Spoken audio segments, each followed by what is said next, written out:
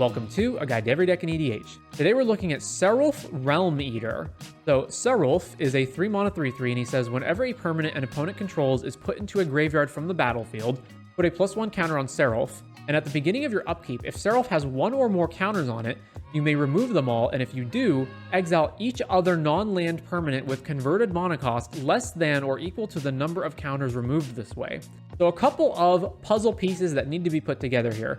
First of all, we need ways of killing our opponent's permanents so that we can get the counters on Sarulf. And then secondly, since we're going to be removing counters from Sarulf and exiling everything, the permanents exiled includes our own permanents. So we have to not play really any cheap permanents in our deck. So probably anything that costs 3 or less is a no-go, since it's likely that we can able to get like 3 counters or less on Sarulf. I mean, hypothetically, we could get more if we destroy more things, but mostly I think we're probably going to be in the 1 to 3 range on those counters. So that means anything that's 3 or less is basically a no-go unless getting rid of it is a positive for some reason.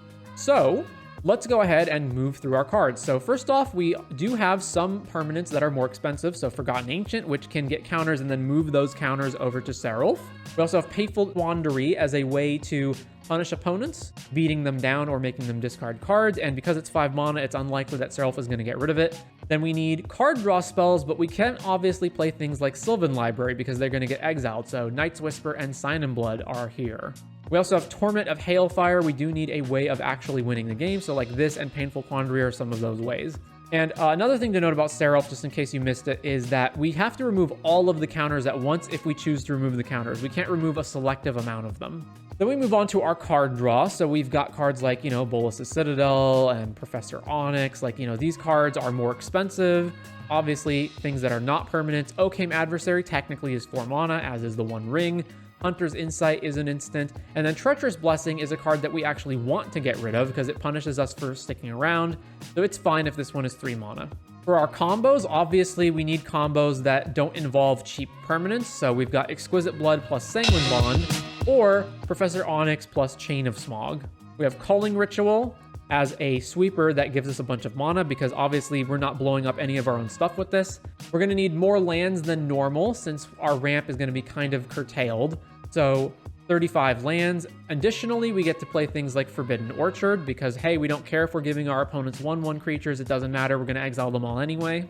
Also, it's going to be hard to protect Sarulf without having access to permanents. So Plaza of Heroes, normally I would consider too inefficient, but hey, it's fine here. We can just include it in our mana base. And then a bunch more basic lands than normal because a lot of our ramp is going to be based on fetching lands, since obviously we can't have Mana Rocks or Dorks. So then moving on to the rest of the protection, it's basically mostly instants that protect Sarulf from being countered or killed.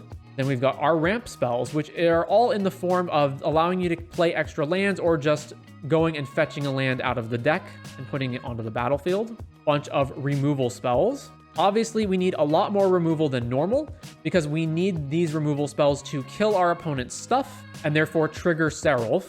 It's also important to have edicts because these can hit multiple permanents on the opponent's side of the field. So anything that's hitting more than just one thing at a time can make Sarulf get more than one counter. So we do need single target stuff like Abrupt Decay and Assassin's Trophy, but we also want multi-hit stuff like Mire and Misery and Tithing Blade.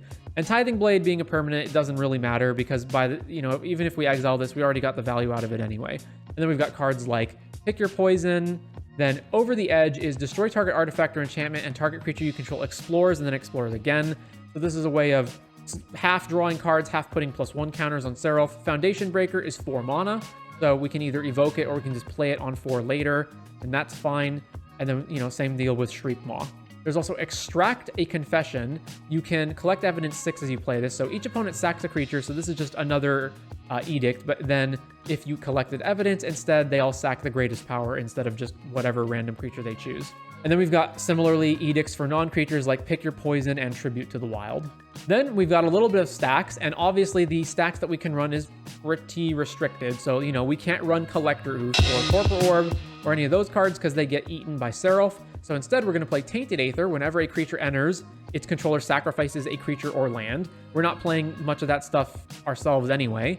And Nether Void, which basically automatically mana leaks every single spell, including yours. Then we've got our sweepers. So things like Seeds of Innocence, Back to Nature. Basically, all the sweepers that blow up artifacts and enchantments are good options here because, hey, we're not running that stuff ourselves anyway, so why not run a bunch of these? Similarly, like Rampage of the Clans that gives our opponents a bunch of centaurs, or Fade from History that gives them bear tokens. Doesn't matter, Sarulf's going to eat all of those tokens anyway. Then we've got a little bit of tutoring, and that is pretty much it for the deck. Now, there was a lot I considered adding to the deck, so some of these additional lands, things like Kymil that could make Sarulf uncounterable, but it's kind of expensive. Asceticism would have made Sarulf hexproof, but again, it's kind of expensive on 5. Some other various like hexproof instance that I ultimately decided not to run. I felt like we already had enough, and these were less efficient than the ones we already had. And then a whole bunch of different removal spells that I ultimately opted not to use. Mainly, a lot of the artifact and enchantment based ones were because we already had a bunch of sweepers that killed those, or because the ones that we did run were like the edict ones that hit 3, potentially up to 3 things. Similarly, we didn't need like a ton of one-shot creature kill spells as well. So hypothetically, you could run any of these cards and they would probably slot into the deck perfectly fine, but ultimately decided not to run them. And then there were a handful of other sweepers that were basically either less efficient or just, didn't matter as much, or we just had enough of them already. But with all that said, that is going to do it for Sarulf Realm Eater.